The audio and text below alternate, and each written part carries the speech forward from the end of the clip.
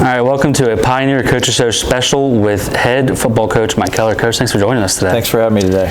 So, Coach, first off, just how do you feel the 2023 season went? I mean, you went 6-4 overall, 5-4 in the league. Just how do you feel it went? I mean, I think anytime you have a winning record, I think it's a good thing. Anytime you win this many games at home, I think it's a good thing. I think you wouldn't be coaching football if you didn't look back and think there was a couple games there that we let slip through our fingers. Generally speaking, these things always kind of work them. The year before when we were 7-4, I must have heard from everybody how we were this close to being 9-2, and they just assumed those 1 point and 2 point victories that you have carry over, and those aren't guaranteed either. So, it went about probably how it should have went. We got beat up a little bit here and there, and with some nagging things. But we were 6-4. We had a good year. Obviously, that's not good enough for us. If you play 10, you want to win 10. Yeah, exactly. So that's ultimately our goal. But no, I thought it was a good season. We had some good young kids to develop, and hopefully that experience springboards us into this season. Yeah, talking about this season, you added 40 at signing day in February. You added some more in the summer, mostly transfers. How do you feel the roster in general was put together this year? Well, we had experience, which is relatively new. I mean, we've had a lot of the same kids for a couple years, but they were freshmen and then sophomores. Now, this year here we got a bunch of kids that are juniors and seniors. They played a lot too. And they played a lot. Yeah. They played a lot together. So you had a core. Going through spring ball, we had a good core group of kids that had played a lot, and you could get some things done. You could get some things accomplished. And then our job was just to add to it. We had some mid-year transfers to help that core.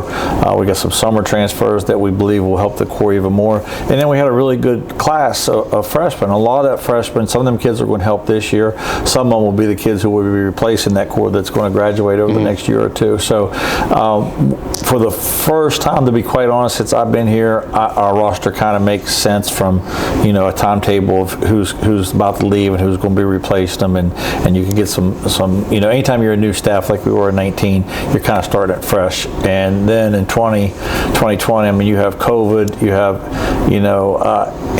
NIL, and you have the transfer portal all come really about the same time. Yep. So to navigate this roster through those choppy waters was a challenge for us, but now we've came out on the other end of it, and I feel really good about the makeup of the roster. And you talked about the transfer portal. How has that been navigating that? Because I mean, you can look anywhere. Everybody's dealing with the same problems. Sure. It takes away, but it also gives. Sure. You've had guys getting taken away, but you've also brought in some really good players to the portal. How's navigating that? I think it is designed to help the players. Like everyone's looked at, well, there's player movement, and they're not realizing it's been and when you're a small school like Glenville, everyone just assumes all your best players are going to move up, and that really is not true. It hasn't been the case. Matter of fact, some of them that have moved up have came back because they realized the grass wasn't as green on the other side as they thought it was.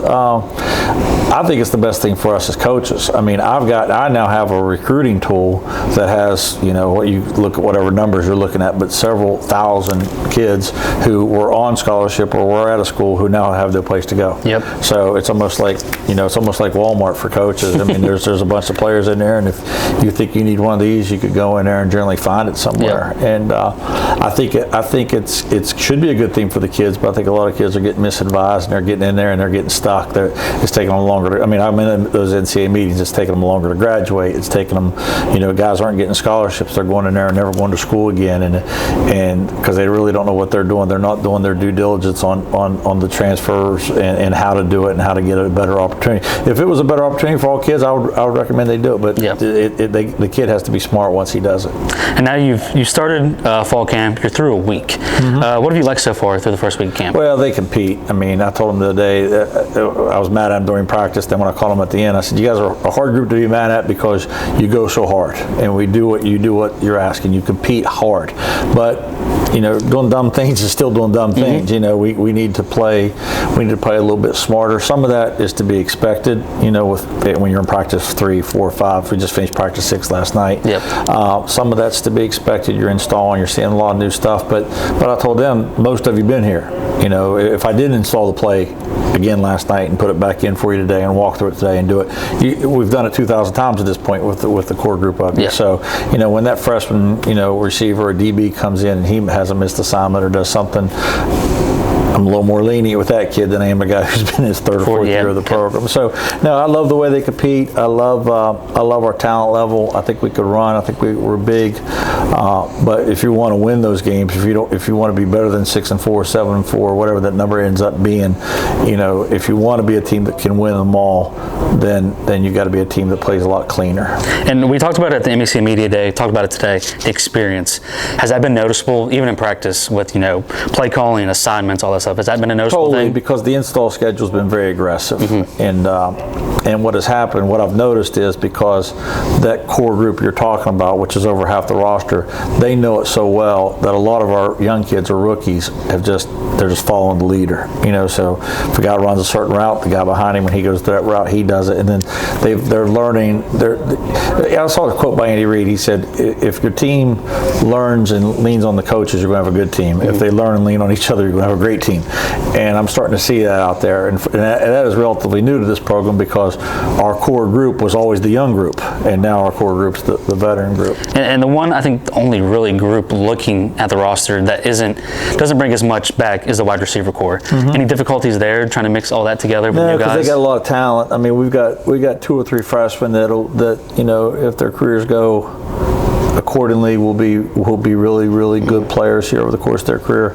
And then we got some veterans. If you look at the spring, Tariq was hurt, and we had some different things that was a hard position for us to navigate through in the spring. Well, a couple of those kids are back now, and the guys who got all those reps in the spring, they're a little more veteran. And then you had a couple of really good freshmen. I think our receiving core is going to be one of the strengths of this team. It's as you say, not as experienced, but it's got some talent. Yeah. Skills out there. That transfer portal has been great for skill. Where it's hard is the lineman. Because there's just so much skill players out there. There's so much skill out there. Everyone throws the football all summer now.